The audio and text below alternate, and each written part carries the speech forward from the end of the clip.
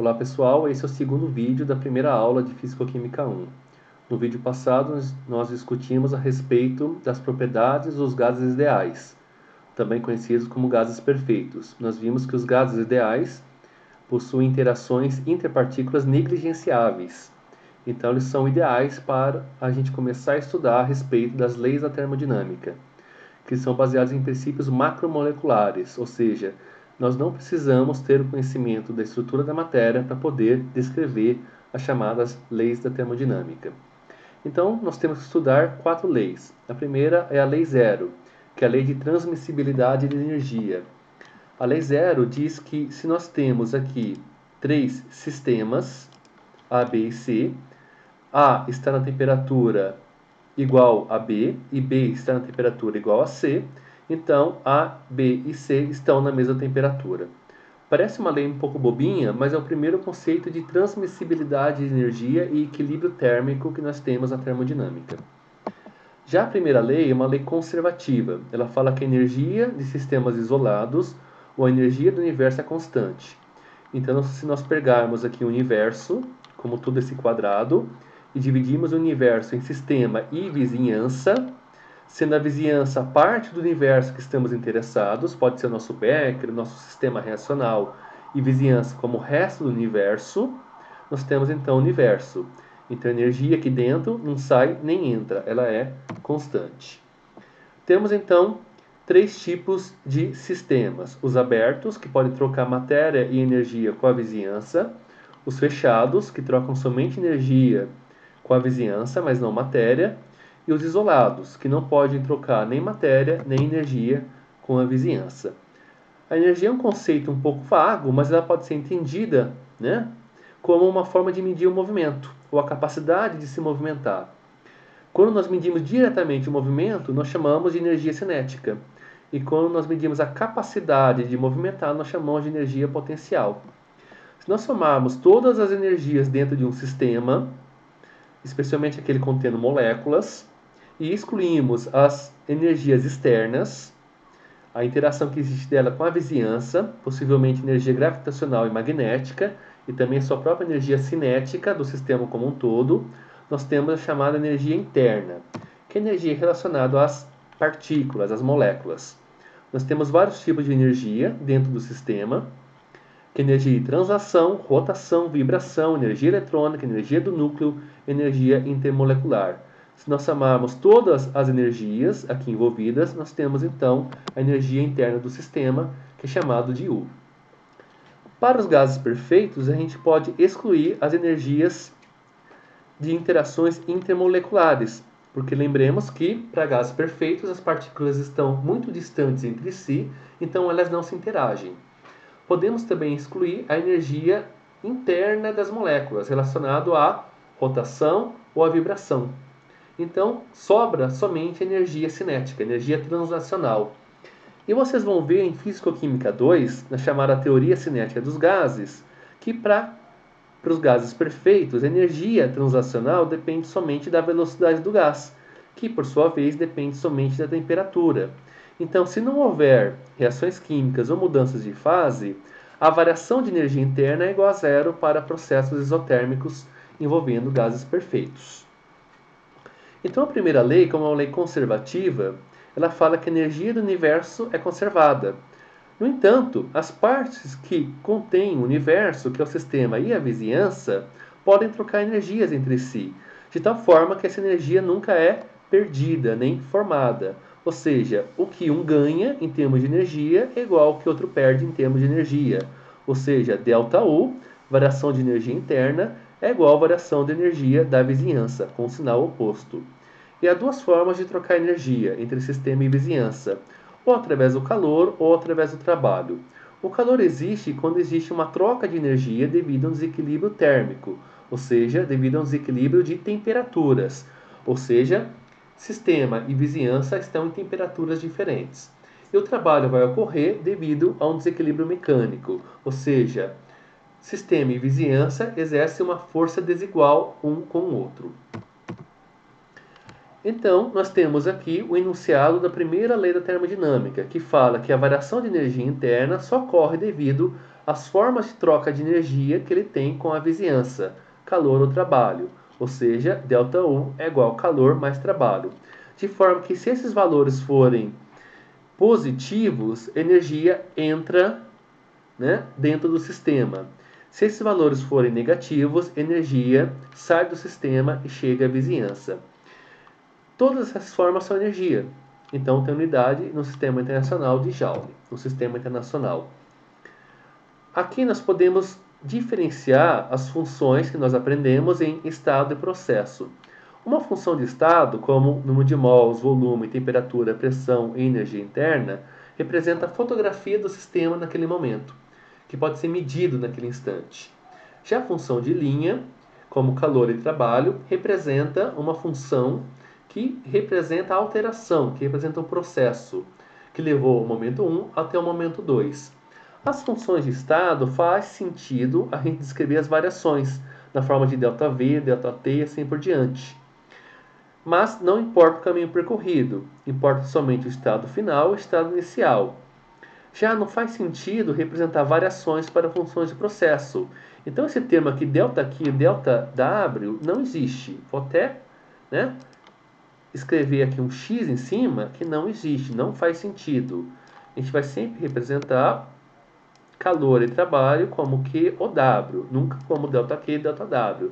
São funções de processo, não representam o estado, não representam coisas que podem depender do estado inicial e final. Elas representam o processo que levou aquele estado a ser alterado. Eu posso fazer uma analogia entre funções de estado ou processo, como por exemplo alguém que quer caminhar, né, ou quer subir um morro, né, e chega a uma certa altura. Eu posso seguir diversos caminhos. Eu posso chegar aqui através, né, do alpinismo, escalando, ou através de uma trilha. A variação de altura, se eu seguir um caminho ou outro, não varia. Ou seja, a variação de altura final menos inicial é a mesma, mas o cansaço sim. Então, a altura é uma função de estado, não depende do caminho percorrido, depende somente de onde eu cheguei e onde eu parti, e o cansaço depende do processo. Da mesma forma que não faz sentido chamar calor e trabalho como variação de calor ou variação de trabalho, não faz sentido falar em variação de cansaço. Faz sentido falar cansaço. Cansaço grande ou pequeno. Mas altura sim. Eu posso falar em variação de altura, porque eu cheguei no estado final, uma altura alta, a partir de um estado inicial, uma altura baixa. Tá? Resumindo, eu posso falar de forma simplificada que uma função de estado não depende do caminho percorrido, e uma função de processo ou de linha depende do caminho percorrido. Eu posso representar equações como equações diferenciais, que representam variações infinitesimais, ou seja, variações muito pequenas. Então, por exemplo, se eu tenho ΔU é igual ao calor mais trabalho, que nem nessa equação aqui embaixo, eu posso representar como DU é igual a dQ mais DW, ok? Então esses Ds aqui representam equações diferenciais, representam variações infinitesimais, tá? A diferença é que para funções de estado, eu represento essa diferencial pela letra D, no alfabeto romano. Já para funções de processo, como calor e trabalho, eu represento como delta, que é a letra D no alfabeto grego. Ok? Então, para funções de estado, eu represento para a letra D, e para funções de processo, eu represento para a letra delta no alfabeto grego. Elas são úteis quando a gente quer transformar essas diferenciais em ferramentas matemáticas, que a gente usa em cálculo diferencial integral. A gente pode transformar essas diferenciais em integrais e derivadas. Bom, como ΔU é igual ao calor mais trabalho, precisamos primeiro entender o que é o trabalho. Então, o trabalho é a forma de troca de energia que existe devido a um desequilíbrio mecânico, desequilíbrio de forças. E essa força externa que a vizinhança pode exercer sobre o sistema pode provocar um deslocamento. Então, se provocar um deslocamento, o sistema ele pode perder ou ganhar energia, dependendo da direção desse deslocamento. Nós sabemos que trabalho é igual a força vezes deslocamento, lá da física. Aqui vamos adotar uma definição mais precisa. Trabalho é igual força externa, não qualquer força, a força que a vizinhança exerce sobre o sistema, com sinal negativo. Eu coloquei sinal negativo de propósito, só para indicar que se o sistema realizar trabalho, ele vai perder energia. Se o sistema ele não realizar trabalho, ou seja, se ele for deslocado devido a uma força externa, devido à vizinhança, ou seja, a vizinhança realiza trabalho sobre o sistema, então ele vai ganhar energia. Tá ok? Então, só para combinar, ganhou energia, positivo, perdeu energia, negativo, o sistema se desloca empurrando a vizinhança. Mas essa história de empurrar a vizinhança ou ser empurrado pela vizinhança pode ser melhor entendido por esse desenho, por esse esquema. Então vamos supor que aqui do lado esquerdo nós tenhamos um gás que exerce uma pressão que eu vou chamar de PI, pressão interna. E aqui do lado direito ele exerce uma pressão que eu vou chamar de PX, pressão externa. E aqui no meio tem um êmbolo móvel, com uma área A, ou seja, um êmbolo que pode ser movimentado se houver um desequilíbrio de forças. Se a pressão interna inicial exercida pelo gás for maior do que a pressão externa, então, intuitivamente, eu sei que o gás vai empurrar esse pistão. Ou seja, ele vai exercer trabalho sobre a vizinhança. Vai provocar um deslocamento devido ao desequilíbrio mecânico e vai provocar o deslocamento do pistão aqui para a direita. Então o gás vai se expandir, ou seja, o volume final, que eu chamei de V2', é maior do que o volume inicial. A pressão do gás também vai diminuir. Aqui era uma pressão alta, então a pressão dele vai diminuindo, diminuindo, diminuindo, até chegar ao momento onde a pressão interna do gás, PI2', é igual à pressão externa. Então o gás para de se expandir, o êmbolo para de se movimentar e o gás entra em equilíbrio mecânico. Agora, como que eu vou calcular o trabalho de um gás a partir da definição de trabalho? Força externa vezes ΔL. Simplesmente através da pressão externa. Eu sei que pressão é igual a força sobre área. Se eu substituir força por pressão vezes área, eu vou obter essa equação aqui. De tal forma que eu sei que a área do êmbolo vezes esse deslocamento é igual ao volume. Eu sei que a área da base vezes a altura é igual ao volume. Então, ΔL vezes A é igual à variação de volume. Volume final menos volume inicial. Então, quando a pressão externa for constante, eu posso aplicar diretamente essa equação. Trabalho é igual a menos pressão externa vezes ΔV. Eu percebo que quando o gás se expande, ou seja, quando ele aumenta o volume, o gás realiza trabalho sobre a vizinhança, o trabalho é negativo, então ele perde energia. Faz sentido, não faz? Quando o gás se expande, as moléculas estão mais espaçadas, se chocam menos, energia é menor. Se fosse ao contrário, se eu estivesse observando o sistema indo de baixo para cima, ou seja, a pressão externa ela é menor, maior, então ela empurra o gás para a esquerda. Então eu vou observar o deslocamento do gás da direita para a esquerda, o volume dele diminui, ou seja, ΔV é menor do que zero, então o gás é comprimido. Aumenta o choque entre as partículas, aumenta a energia interna dele. Então ele está aumentando a energia interna dele. Então o trabalho é positivo. Ou seja, a vizinhança realiza trabalho sobre o sistema. A vizinhança tira parte da sua energia e dá para o trabalho. Tá ok? Então, trabalho negativo, expansão. O sistema perde energia para a vizinhança. Trabalho positivo, compressão. O gás ganha energia da vizinhança. A gente pode reescrever essa equação de forma diferencial, tá? Porque essa equação é só válida quando a pressão externa for constante. Se ela não for constante, eu escrevo na forma diferencial, tá ok?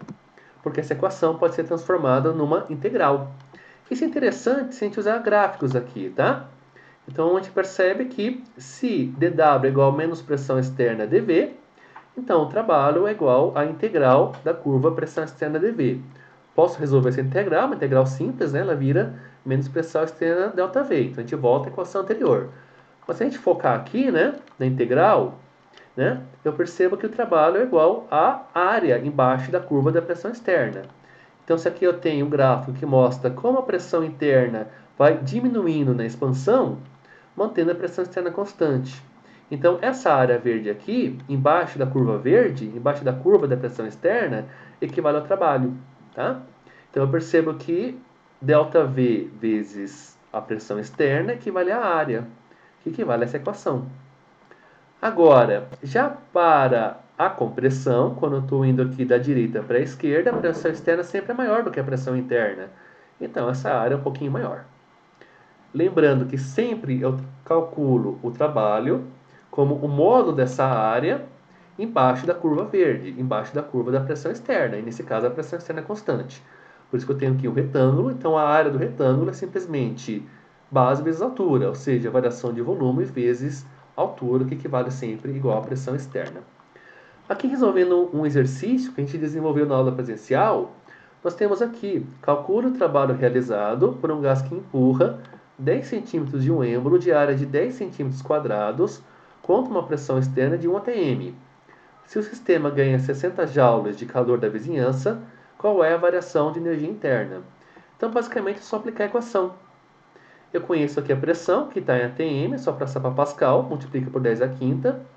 O volume eu posso calcular multiplicando a área vezes o deslocamento aqui e passo tudo para o sistema internacional, ou seja, eu passo 10 centímetros para metro, é 0,1 metro, e passo 100 centímetros quadrados para metro quadrado, ou seja, multiplico 100 vezes 1 centésimo elevado ao quadrado. Fazendo a continha aqui, eu vou ter menos 10 joules. Faz sentido ser um valor negativo o trabalho, porque o gás está se expandindo. Se eu aplicar a primeira lei da termodinâmica, eu percebo que 60 menos 100 joules é igual a 40 joules. Então, a variação de energia interna é igual a 40 joules. Dica, pessoal, converta todas as unidades para o sistema internacional. ATM para Pascal, centímetros para metro. Assim, vocês vão ter a unidade, trabalho na unidade do sistema internacional.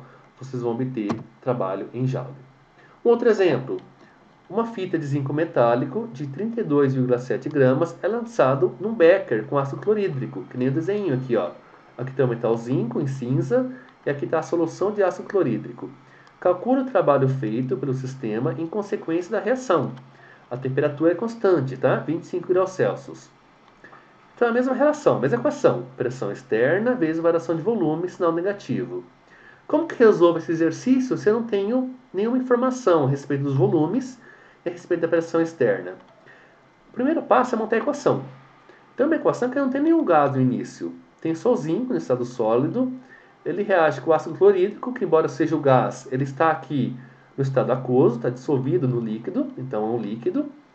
E essa reação vai provocar a formação do cloreto de zinco, que vai ser liberado na forma de íons na solução, e de H2. H2 é o gás aqui formado, que vai empurrar a atmosfera. Então, nós podemos considerar que o gás hidrogênio vai ocupar todo o volume que lhe é fornecido até a pressão externa se igualar à pressão interna dele. Então, no final, eu sei que a pressão externa é igual à pressão final do gás. Eu também sei que o volume inicial é desprezível. Ele é muito menor do que o volume final. Então, se o volume final é muito maior que o volume inicial, então eu posso simplesmente ignorar aqui. Então, esse termo aqui, ele é igual a zero. Ok? Então, como pressão externa é igual à pressão final, e o volume final é muito maior do que o volume inicial, então vai sobrar somente pressão externa vezes o volume final. Pressão externa substituo pela pressão final, e o volume final sobrou aqui. Não tenho a pressão final, não tenho o volume final, mas eu sei que pela equação de estado dos gases perfeitos, PV é igual a nRT. O número de mols eu tenho. Eu sei que o número de mols do gás hidrogênio é igual ao número de mols do zinco. Só pegar a massa do zinco e dividir pela sua massa molar. O R eu vou usar 8.314, porque eu quero achar o trabalho em joules. E a temperatura eu tenho. É 25 graus Celsius, tem que passar para Kelvin.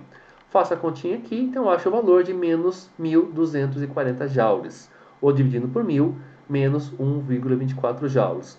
Negativo faz sentido, porque é uma expansão. Agora, o outro conceito aqui é a expansão isotérmica reversível. É uma condição hipotética onde a pressão externa é muito próxima à pressão interna. Ou seja, a pressão interna sempre infinitesimalmente maior do que a externa, provocando expansão. Então, é um processo de quase equilíbrio. Na prática, a gente pode considerar que eles estão em equilíbrio, tá? Que a pressão externa é igual a pressão interna. A gente vai ver ao longo do curso que o termo reversível é quase um sinônimo de equilíbrio, ou praticamente um sinônimo de equilíbrio. Tem esse termo reversível, como as pressões são muito próximas, é muito fácil. Se o gás estiver se expandindo, posso alterar uma das pressões, ele pode passar a se comprimir. Tá ok? Então, nesse caso aqui, nós podemos ver, nós podemos comparar o trabalho, que é sempre calculado a partir da área embaixo da pressão externa, que esse ponto aqui, essa área em volta dessa figura geométrica vermelha, corresponde ao trabalho de expansão reversível. E aqui, né, nesse retângulo, é o trabalho irreversível. E eu percebo que na expansão, o trabalho reversível vai ser sempre em módulo maior que o trabalho irreversível. Coloquei em módulo porque eu sei que o trabalho na nossa convenção é negativo. Então, não estou preocupado com o sinal, e sim com o valor.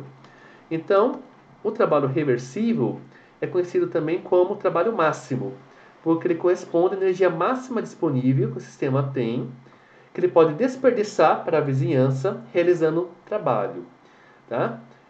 Na forma de energia útil, porque depois a gente vai ver na segunda lei da termodinâmica que o trabalho ele pode ser um sinônimo com energia útil, um trabalho que pode ser utilizado para alguma coisa interessante do ponto de vista tecnológico.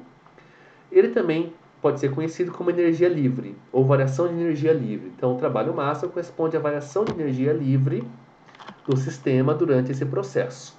O que é energia livre? Aguarde um pouquinho. Quando nós estudarmos a respeito da segunda lei da termodinâmica, a gente vai entender o que é energia livre. Agora, como que eu vou calcular a expansão isotérmica reversível? Tem aqui a definição de trabalho a partir da equação diferencial. Como a pressão externa é igual a pressão interna, a gente pode usar aqui como P. Quando eu não coloco subíndice, fica claro que eu estou me referindo à pressão interna do gás. Então, trabalho é igual a menos PDV. dW é igual a menos PDV. Como PV é igual a NRT, eu faço a substituição. Então, eu tenho que o trabalho é igual a menos NRT sobre VdV.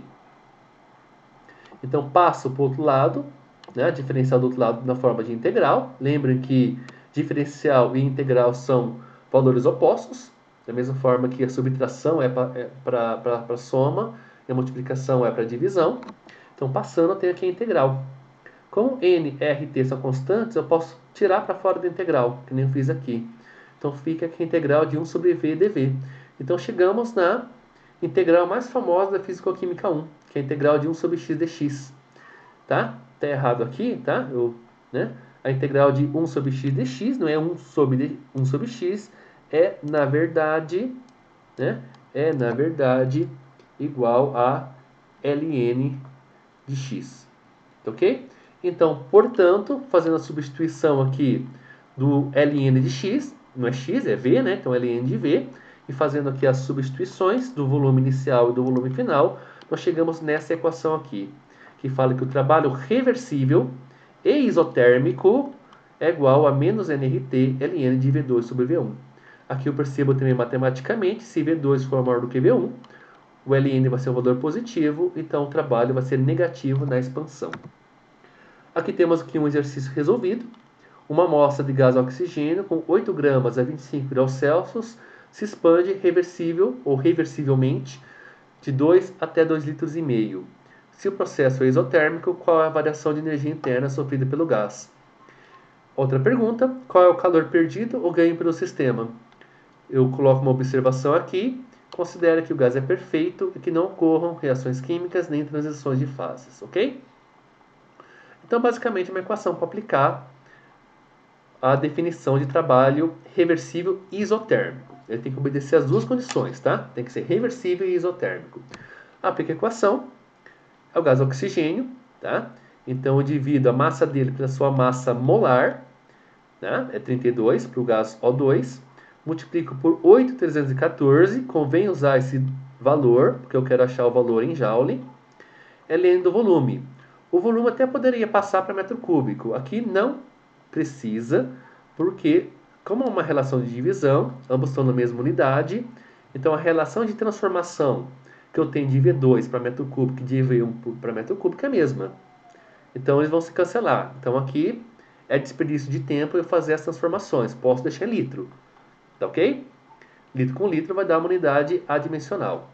Então, fazendo a continha aqui, eu vou obter esse valor. Então, o trabalho de expansão isotérmico é igual a menos 138,2 joules. Negativo faz sentido porque na expansão o gás perde energia. Ele pergunta também qual o calor perdido ou ganho pelo sistema. Aqui eu estabeleço que ΔU é igual a zero. Como que eu sei isso? Porque eu sei que é isotérmico, ele fala. O processo é isotérmico. Se o processo isotérmico é um gás perfeito, embora ele fala aqui, né, um gás perfeito, e que não ocorra reações químicas nem mudanças de fase, eu sei que a energia cinética dele é proporcional à energia interna. Ou, em outras palavras, eu vou ter que a energia interna, ela é proporcional à energia cinética ou energia de translação das partículas que formam o gás. A energia cinética ela é proporcional à velocidade cinética dos gases, que é proporcional à temperatura e à massa. Mas como a massa dele não varia, né? Não ocorre nenhuma reação química, o oxigênio continua sendo oxigênio, tá ok? E se o processo for isotérmico, então, portanto, se a temperatura aqui não varia, ou seja, se ΔT é igual a zero, eu percebo também que ΔU aqui também vai ser igual a zero. Então, o processo é isotérmico, é um gás perfeito, ΔU é igual a zero. Então, colocando aqui na equação, Q vai ser igual ao trabalho, só que com um valor oposto. Então, toda a energia que é fornecida para o sistema na forma de calor, ele é perdido na forma de trabalho. Ok? Então, é um bom exemplo de conservação de energia e também é um bom exemplo de transformação de calor em trabalho. Todo calor ele pode ser, né, transformado em trabalho numa expansão isotérmica. Não precisa nem ser reversível. Se for isotérmico, eu estou transformando todo o calor fornecido em trabalho. Tá ok? Então, esse exercício resolvido, nós resolvemos já na aula presencial e na aula que nós vamos ter na aula síncrona, na terça-feira, dia 4 de agosto, às 19 horas, nós vamos tirar as possíveis dúvidas e vou passar as listas de exercícios, as instruções para vocês, tá ok? Então, até mais, pessoal.